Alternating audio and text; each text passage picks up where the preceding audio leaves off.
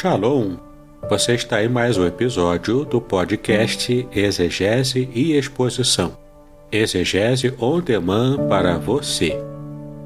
Aqui é o Davidson Pignon, sou mestre em Ciências da Religião, pastor congregacional, professor de exegese bíblica no seminário e também publisher editorial. Para mim é um grande prazer ter você acompanhando os episódios que lanço todas as semanas neste programa. E aproveitando que você gosta de estudar a Bíblia com bastante profundidade, siga-me nas redes sociais e também conheça todo o material gratuito que eu tenho apresentado para o seu próprio estudo e aprimoramento bíblico. Dê uma olhadinha também nos links abaixo em 2 cursos especiais. O primeiro deles, Introdução à Exegese Bíblica, e o mais recente, A Trindade Revelada nas Escrituras Hebraicas. E no episódio de hoje você poderá acompanhar uma mensagem muito especial que trará grande enlevo espiritual para a sua vida.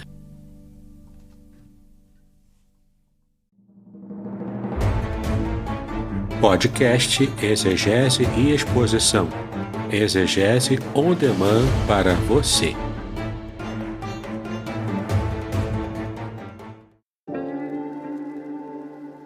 Shalom!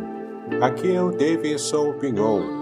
Eu ajudo pastores e líderes cristãos a fazer estudos bíblicos na igreja sem ter problemas com interpretações bíblicas erradas.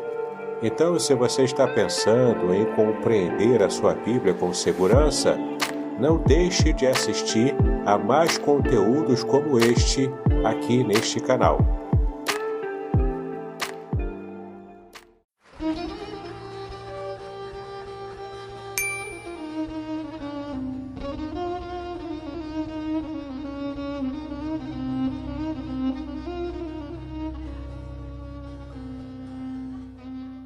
Shalom! Quero falar sobre o livro Revelações Originais do Salmo 23. Nesta obra, o reverendo Davidson Pignon nos convida a minerar pepitas de ouro escondidas no rico solo do Salmo 23. Todo livro é melhor compreendido em seu idioma original, em sua época original e em seu local original. Estamos distantes dos 3 no que diz respeito à Bíblia. Assim como o pastor guia as ovelhas, o reverendo tomará pela mão e o guiará em todo o trajeto para entender o Salmo 23 com todas as suas nuances que, infelizmente, se perdem em português. Numa época onde se tenta falsificar o sentido das escrituras utilizando os idiomas originais, o reverendo Pignon nos traz uma tradução correta do Salmo, e uma interpretação sóbria, sem exageros dos termos em hebraico que sofrem prejuízo na tradução para a língua portuguesa. Coisa horrível é comprar bijuteria pensando ser joia rara. Aqui não é o caso. Realmente você aprenderá a minerar pepitas de ouro com este livro. As minhas já estão guardadas no cofre. Você se surpreenderá e se emocionará com a profundidade dos sentidos das palavras do Salmo 23. Espero que este livro seja um refrigério para a sua alma, assim como foi para a minha. E que você entenda que, mesmo que esteja passando por um deserto escaldante agora, o Divino Pastor lhe guiará até águas frescas e tranquilas. Assim, para ter uma boa leitura, acesse o link na descrição.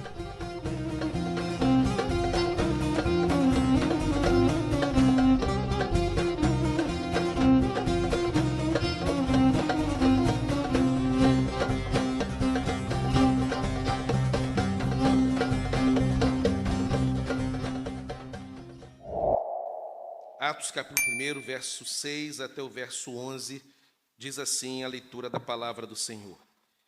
Então os que estavam reunidos lhes perguntaram: Senhor, será este o tempo em que restaures o reino de Israel? Respondeu-lhes: Não vos compete conhecer os tempos ou épocas que o Pai reservou para a sua exclusiva autoridade. Mas recebereis poder ao descer sobre vós o Espírito Santo, e sereis minhas testemunhas tanto em Jerusalém como em toda Judeia e Samaria e até os confins da terra.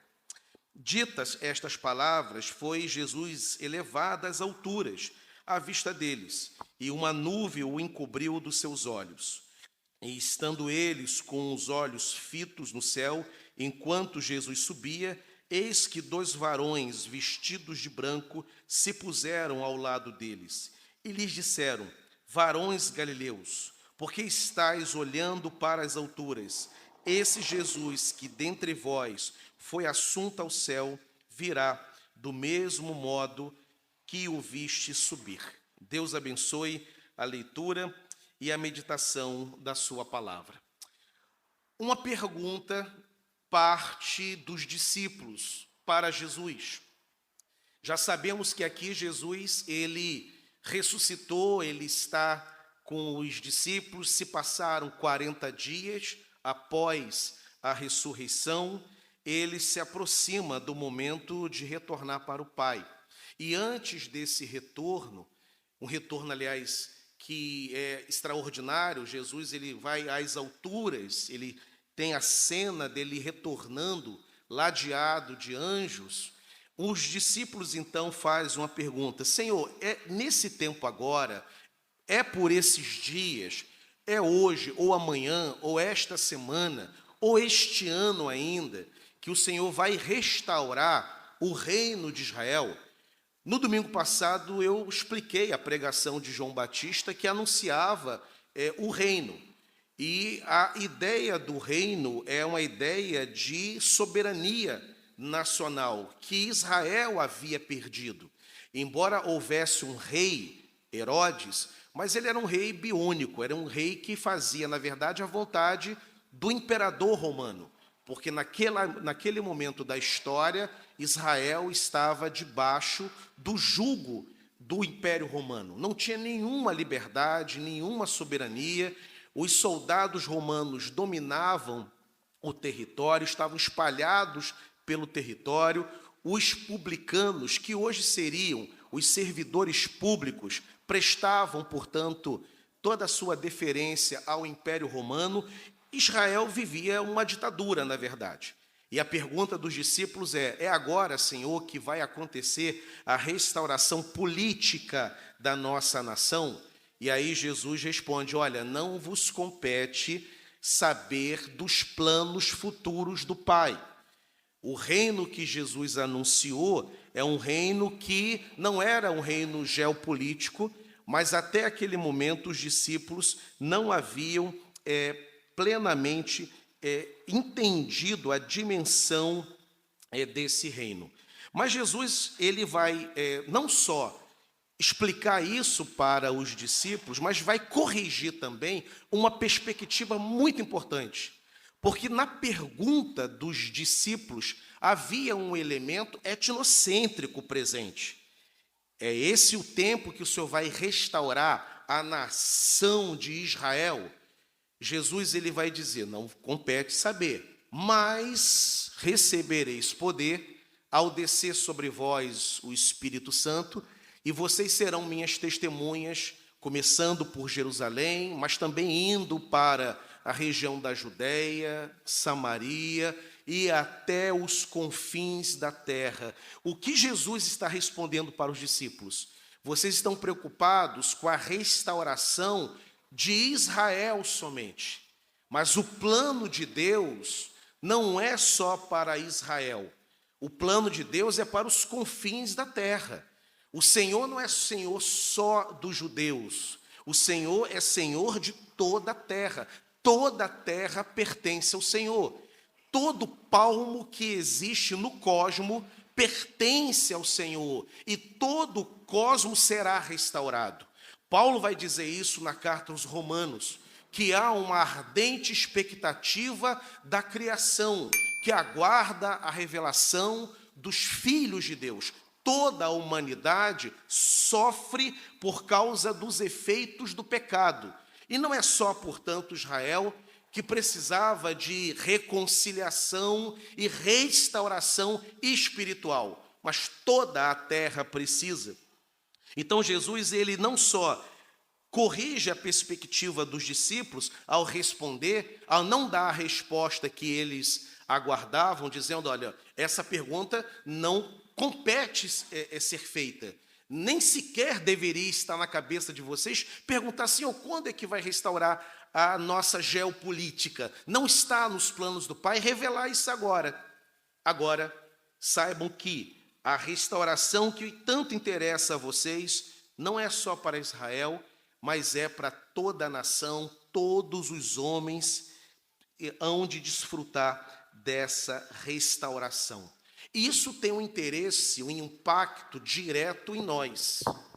Porque o que Jesus está dizendo é que tudo será restaurado. O que Jesus está dizendo é que toda desordem vai desaparecer. O que Jesus está dizendo é que toda forma de injustiça será banida da terra. Quem já viveu ou vive uma injustiça na rua, uma injustiça com vizinhos, uma injustiça no trabalho, uma injustiça na família, e há outras formas de injustiça, há injustiças sociais, há miséria no mundo, há pobreza no mundo, há exclusão no mundo, há racismo no mundo, há feminicídio no mundo, existe maltrato às crianças, existe maltrato aos idosos, existem homens que espancam mulheres, existem mulheres que traem seus maridos, existem filhos que abandonam os pais, existem pais irresponsáveis. Isso é uma forma de injustiça, e isso é um efeito do pecado no mundo. O que Jesus está dizendo é que tudo será restaurado. Haverá um momento na história em que a ordem de Deus, em que a luz do Evangelho, em que a justiça do Senhor, ela vai guiar as nações, ela vai guiar os homens. E para que isso aconteça, é necessário que cada um experimente de uma restauração individual. Não há restauração de uma nação sem a restauração de indivíduos, porque a nação ela é composta de pessoas. Uma nação não é um território apenas, não são os rios, as montanhas, não é a vegetação, não é a fauna apenas. Principalmente a nação é a composição dos indivíduos, é a soma das pessoas. E estas pessoas que sofrem por causa do pecado, que enfrentam suas lutas, que choram por causa de suas dores, Jesus está dizendo, fiquem tranquilos, um dia a paz e a justiça será restaurada, um dia a bondade de Deus ela vai se manifestar plenamente na terra e toda forma de choro, de tristeza, de desequilíbrio, de injustiça e de desajuste serão banidos da face da terra. É a promessa que está lá no livro do Apocalipse. Seremos restaurados, meu irmão, você será restaurado.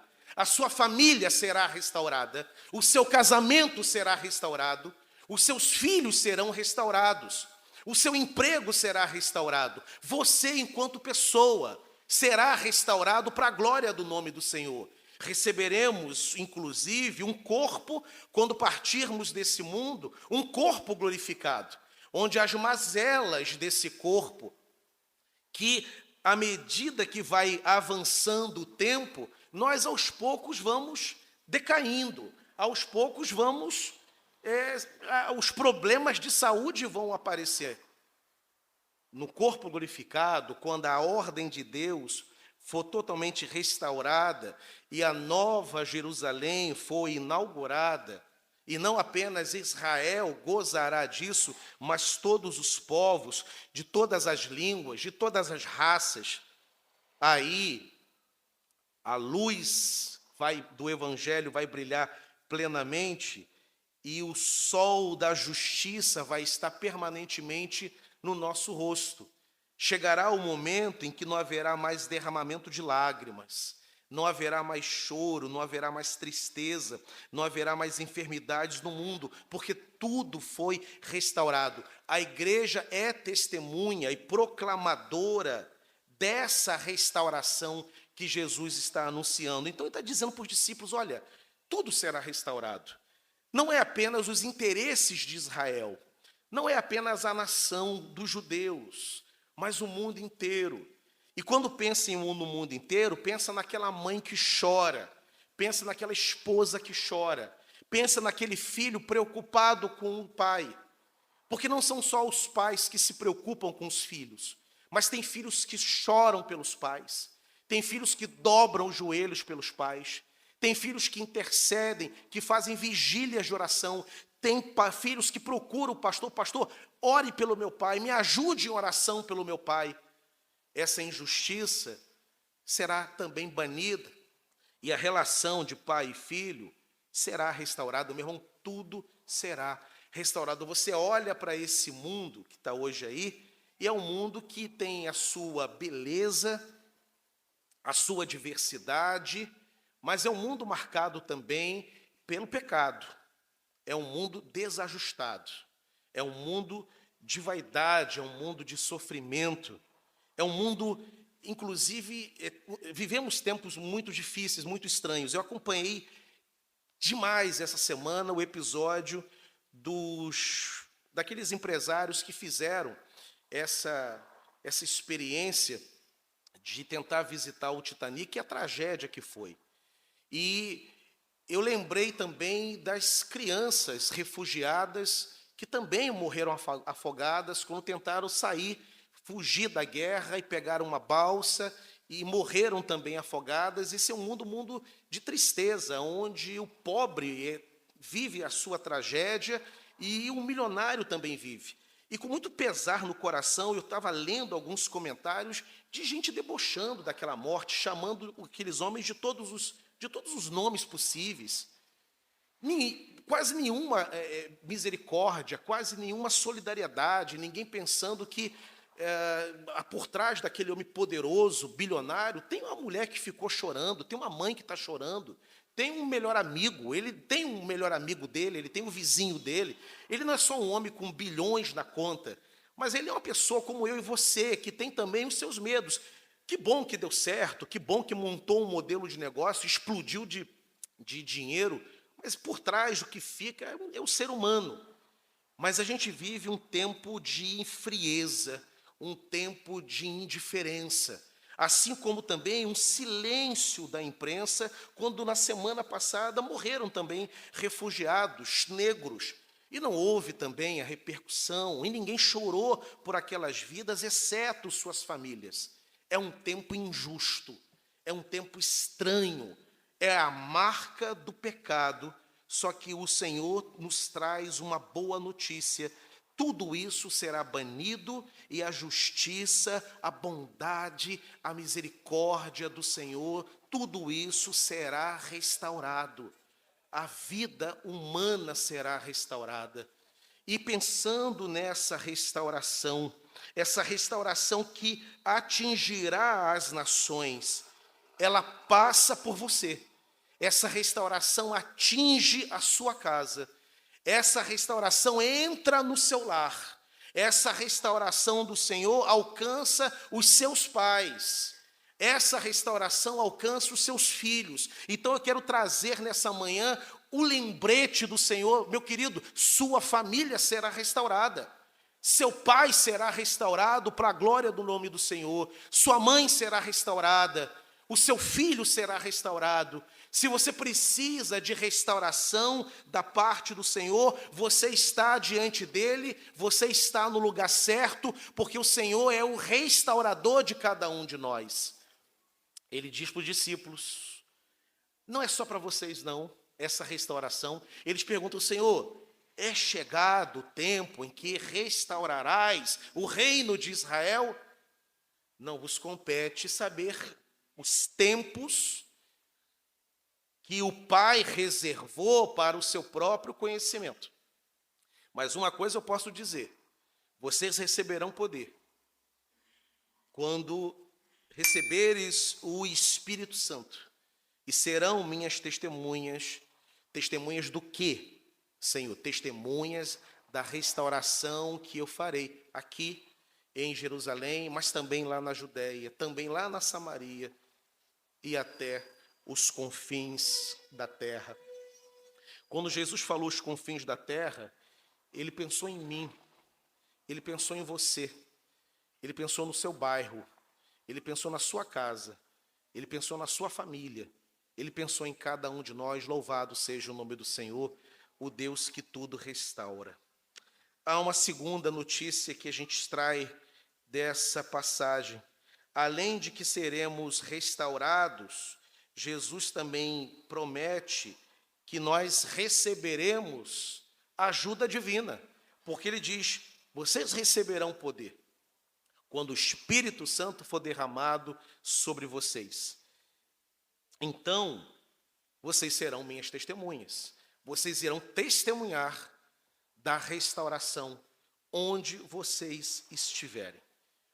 Jesus, portanto, promete uma restauração e promete também que seremos capazes de compartilhar do que o Espírito Santo fez e está fazendo na nossa vida. Você foi capacitado pelo Espírito Santo.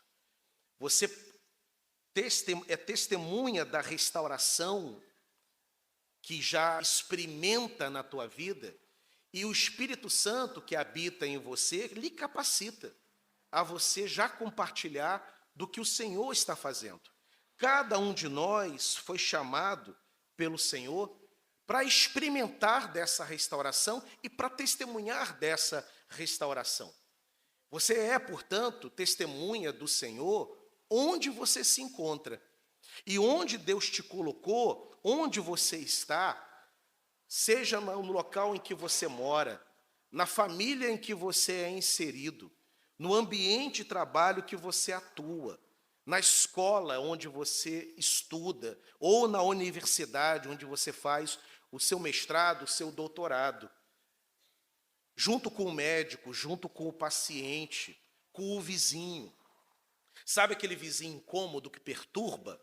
Você é testemunha de Cristo para ele. Sabe aquele primo zombador, irônico, que já está no 5º casamento? Você é testemunha de Jesus Cristo para ele.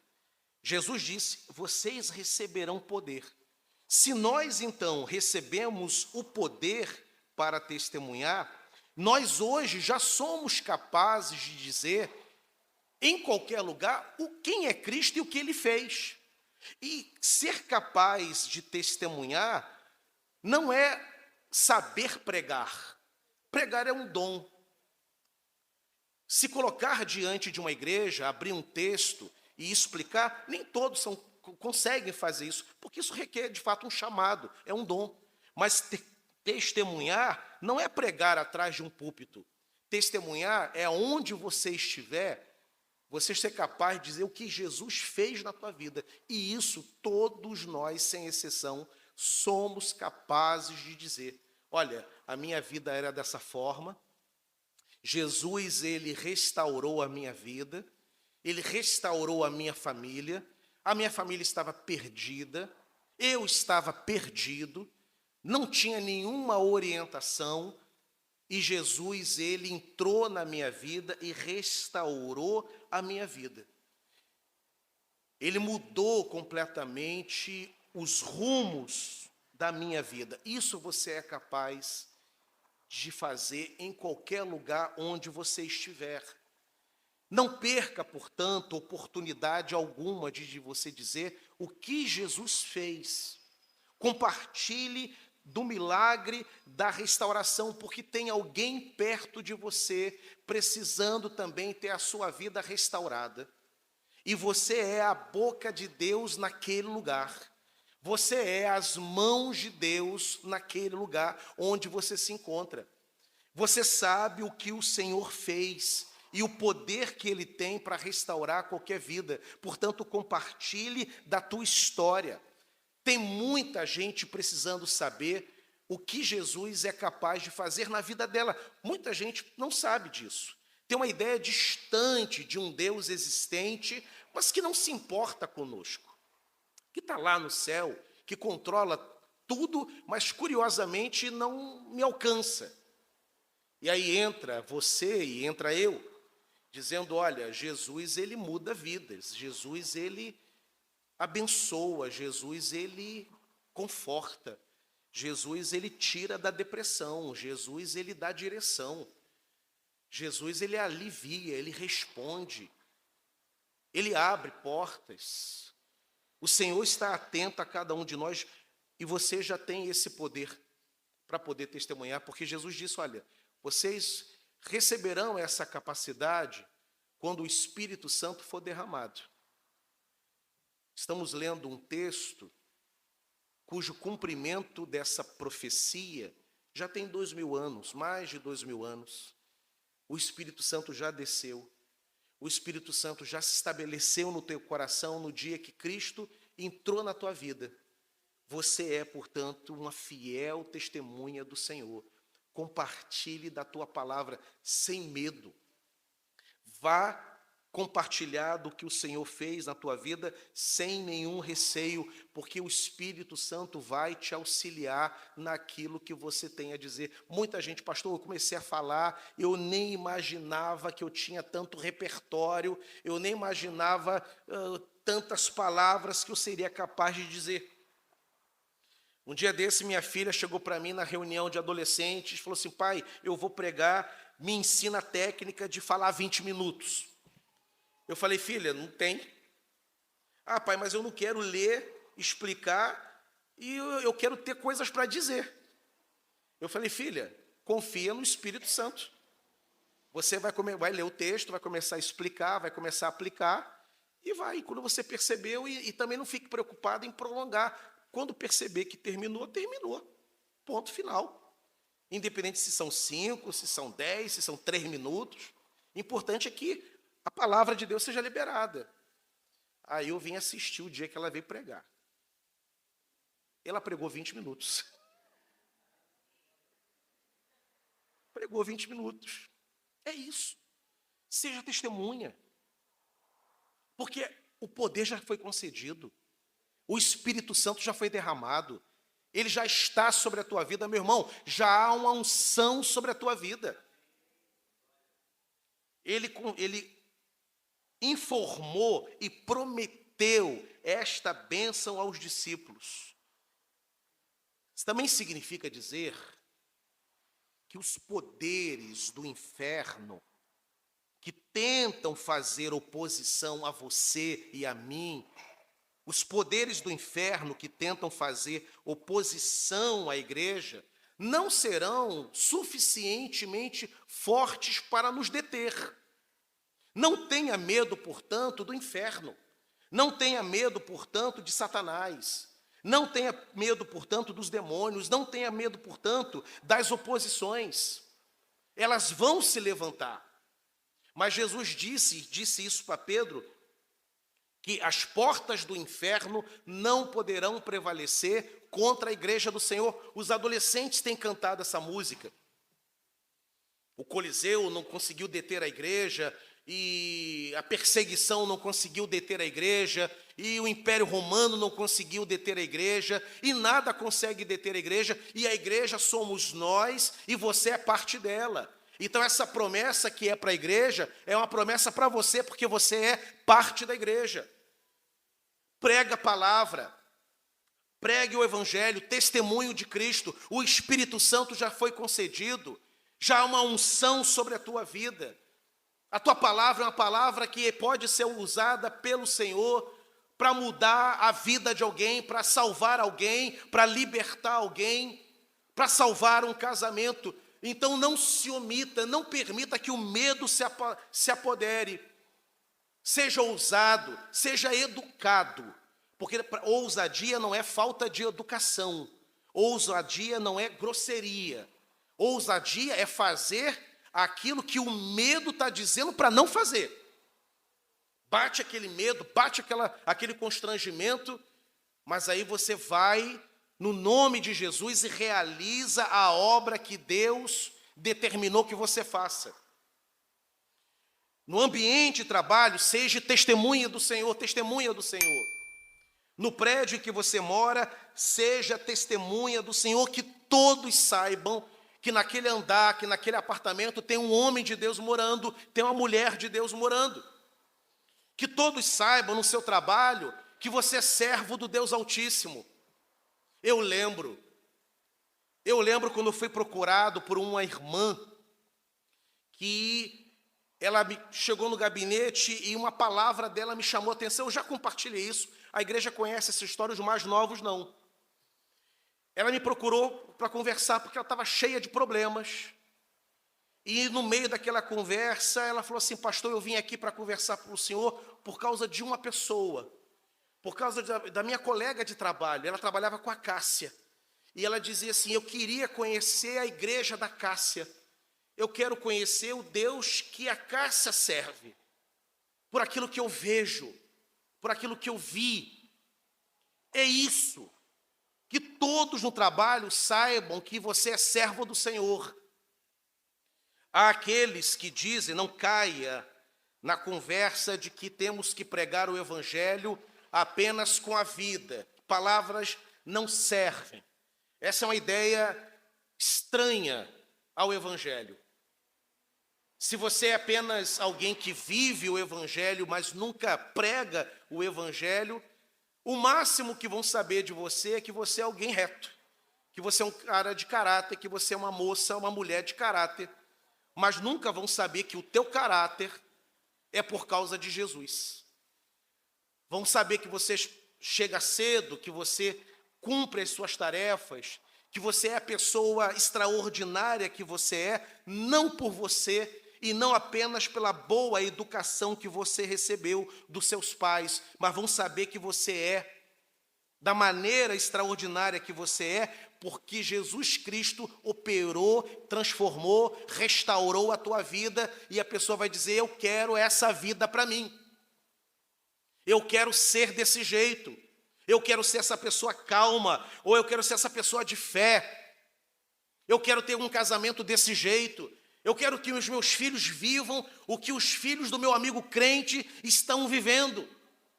Eu quero que essa bênção também paire sobre a minha vida.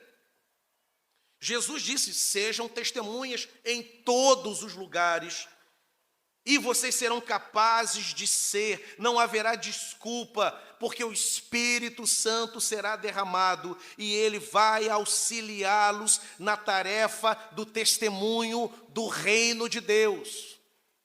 Não temos, portanto, nenhum argumento para não sermos testemunhas do Senhor. Temos tudo.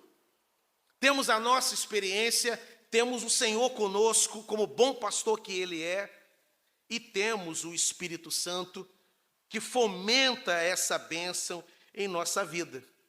Mas o texto também fala do momento em que Jesus ele é assunto aos céus. Depois dessas palavras, diz o texto que ele retorna para a glória.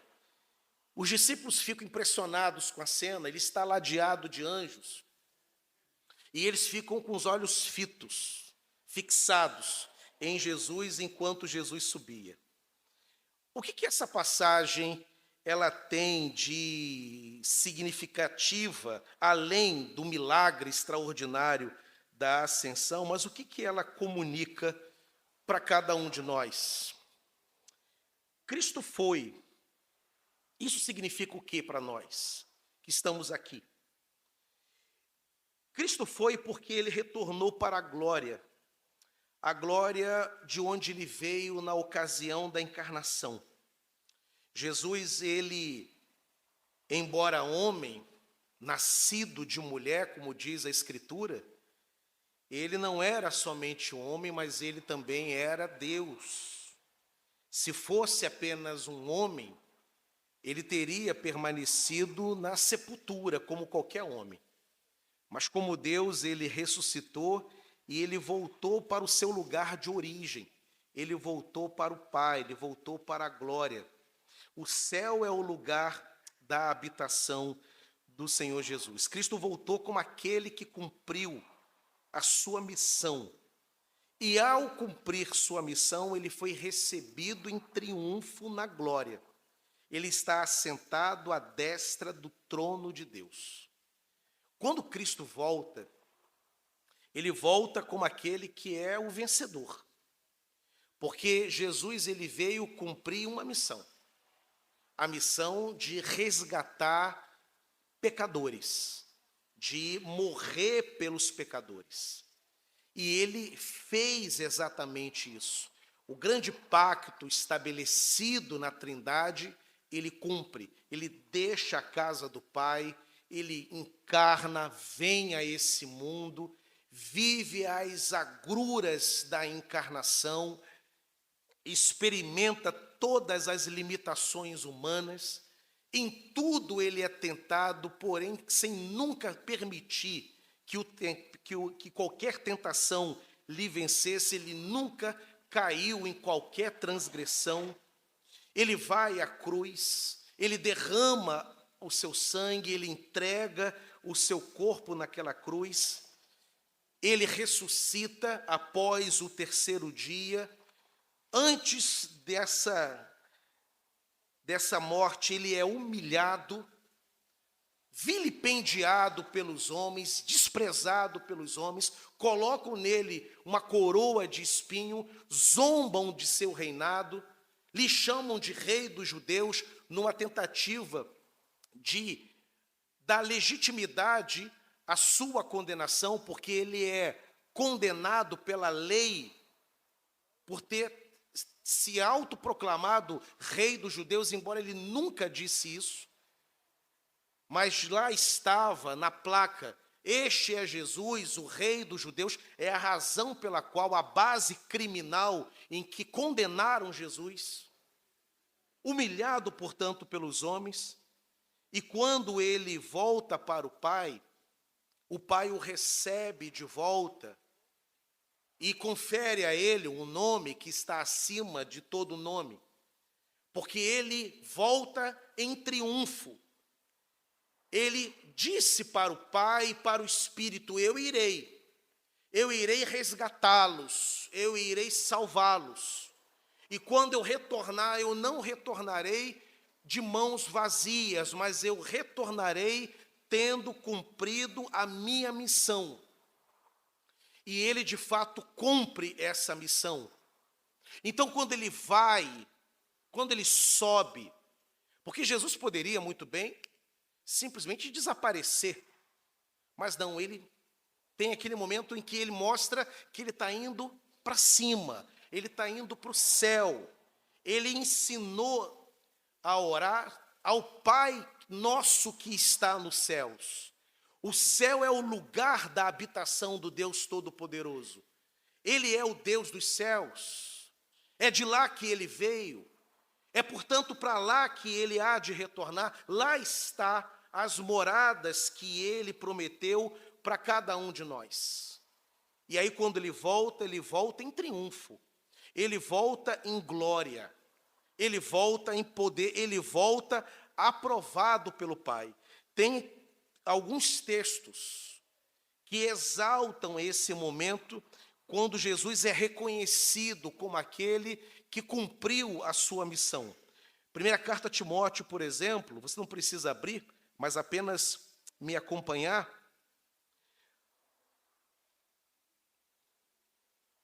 Primeira carta a Timóteo,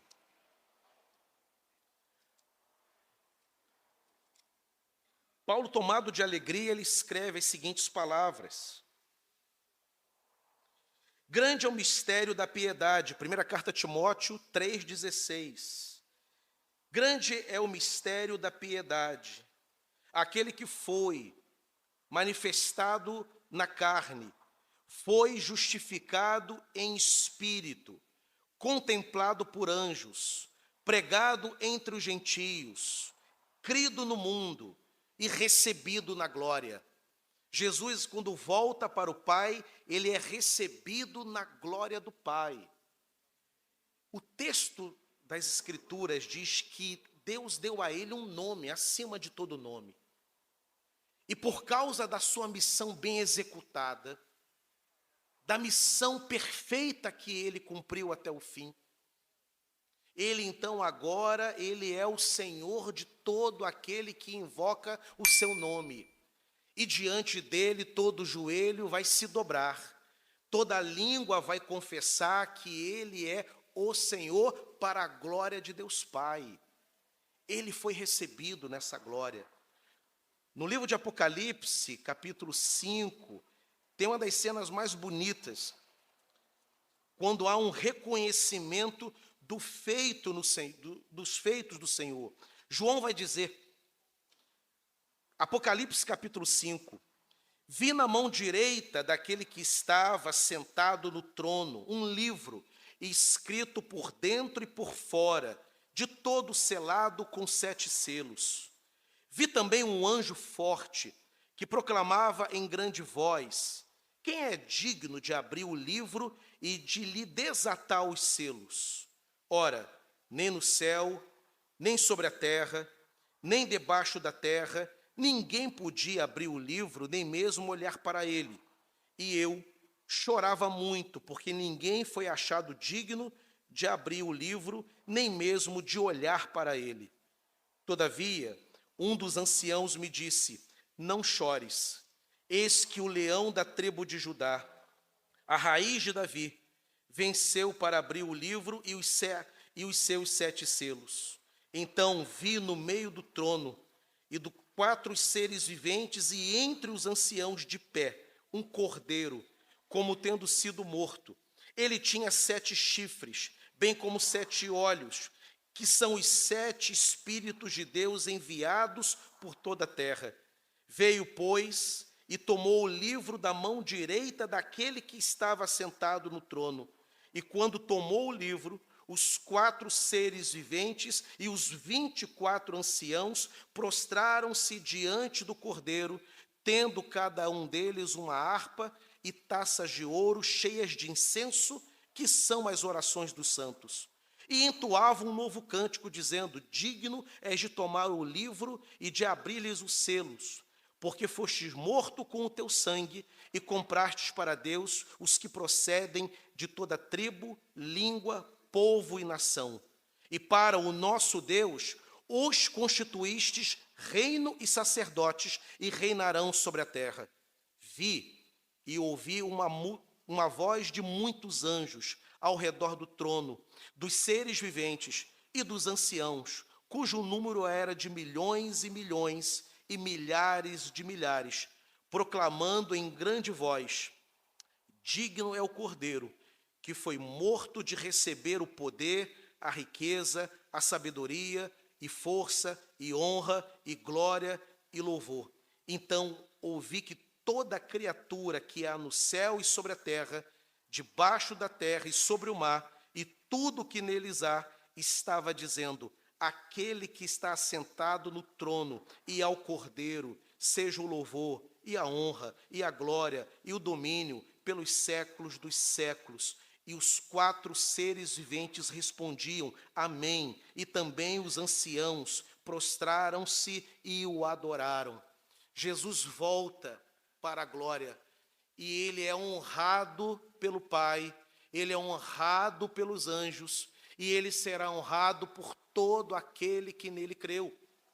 A ascensão ensina que Jesus cumpriu a missão e estava na hora de voltar, porque ao voltar, o Espírito Santo então seria concedido, o Espírito Santo então seria retornado, seria derramado. Por fim, essa passagem também tem uma promessa. Mostra Jesus indo para a glória, mas os próprios anjos dizem: olha, por que vocês estão assim, olhando Jesus fixamente subindo, voltando para a glória? Saibam que, do mesmo modo que ele subiu, um dia também ele vai voltar. Essa passagem, portanto, ela deixa para nós um lembrete de que Jesus Cristo um dia vai voltar para buscar a sua igreja. A restauração almejada, desejada pelos discípulos, será manifesta sobre toda a terra. Todo mal, toda injustiça serão banidos da terra e nós viveremos plenamente na presença do Senhor. O livro do Apocalipse, já lido aqui, ele tem essa promessa que fala do retorno do Senhor Jesus Cristo. João vai dizer: vi novo céu, capítulo 21 do livro de Apocalipse. Vi novo céu e vi também uma nova terra, pois o primeiro céu e a primeira terra passaram, e o mar já não mais existe. Vi também a cidade santa, a nova Jerusalém, que desce do céu da parte de Deus, ataviada como noiva, adornada para o seu esposo. Verso 22, nela não vi santuário, porque o seu santuário é o Senhor, o Deus Todo-Poderoso e o Cordeiro. A cidade não precisa nem de sol, nem da lua, para lhe dar claridade, pois a glória de Deus a iluminou, e o Cordeiro é a lâmpada. As nações andarão mediante a sua luz, e os reis da terra lhe trazem a sua glória. As suas portas nunca mais se fecharão de dia, porque nela não haverá noite, e lhe trarão a glória e a honra das nações. Nela nunca mais penetrará coisa alguma contaminada, nem o que pratica a abominação, nem a mentira, mas somente os inscritos no livro da vida. O livro de Apocalipse termina com um pedido. O Senhor Jesus, ele vai fazer a seguinte colocação: aquele que dá testemunho destas coisas diz: certamente cedo venho, ou, como em outras versões, certamente venho sem demora. Aí vem a expressão que finaliza o livro: Maranata, ora vem, Senhor Jesus. Aquele que foi o Senhor, ele um dia voltará para buscar a sua igreja. O livro de Atos é um livro histórico, mas é um livro que aponta também para a esperança que nós temos. Você será restaurado. A tua casa será restaurada. O Espírito Santo já foi derramado e ele é o ajudador da tua vida.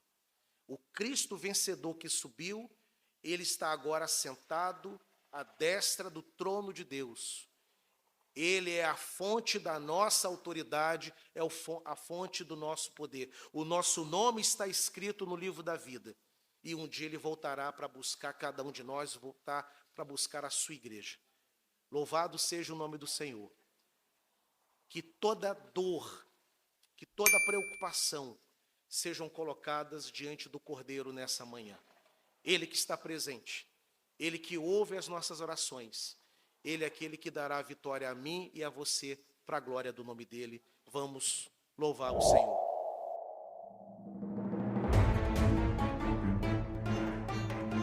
Muito bem, agora o que eu gostaria de ver é a sua participação. Entre em contato comigo, compartilhe a sua experiência comigo e quem sabe até se você enviar em formato de áudio, eu possa aproveitar a sua experiência para apresentar no próximo episódio do podcast Exegese e Exposição. Eu sou Davidson Bignon e eu ajudo pastores e líderes cristãos a fazer estudos bíblicos da igreja, sem terem problemas com interpretações erradas. Se você então está pensando em compreender a sua Bíblia com segurança, não deixe de assistir a mais episódios como este aqui. Então, assine o canal, acione o sininho, curta, comente e também compartilhe. Ajude-me a ampliar o alcance com estudos bíblicos de qualidade na internet. Que Deus abençoe os seus estudos, paz e bênção sobre a sua vida.